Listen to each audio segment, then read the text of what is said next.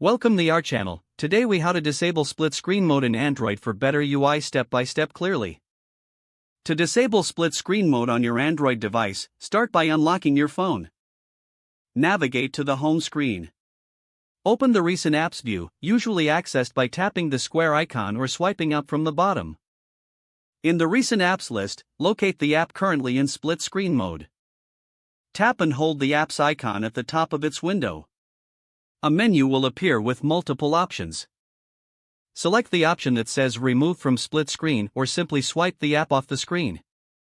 If you want to disable split screen mode for all apps, access the Settings app. Scroll down and tap on Advanced Features or Multitasking, depending on your device. Look for the option labeled Split Screen or use Split Screen. Toggle the switch to turn it off.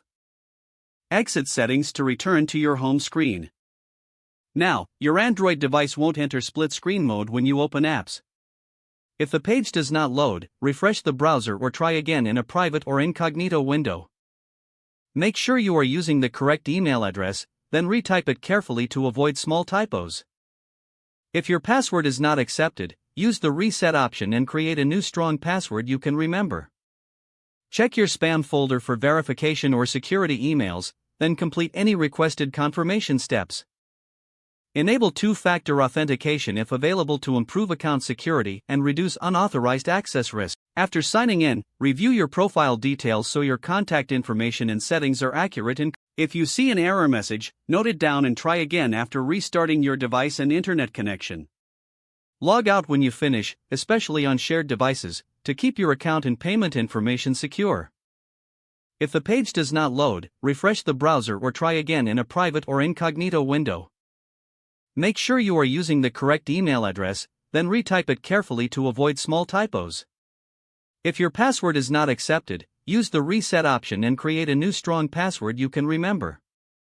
Check your spam folder for verification or security emails, then complete any requested confirmation steps. Enable two-factor authentication if available to improve account security and reduce unauthorized access risk. After signing in, review your profile details so your contact information and settings are accurate and current. If you see an error message, note it down and try again after restarting your device and internet connection. Log out when you finish, especially on shared devices, to keep your account and payment information secure. Don't forget to like this video and subscribe to our channel for more step-by-step tech guides.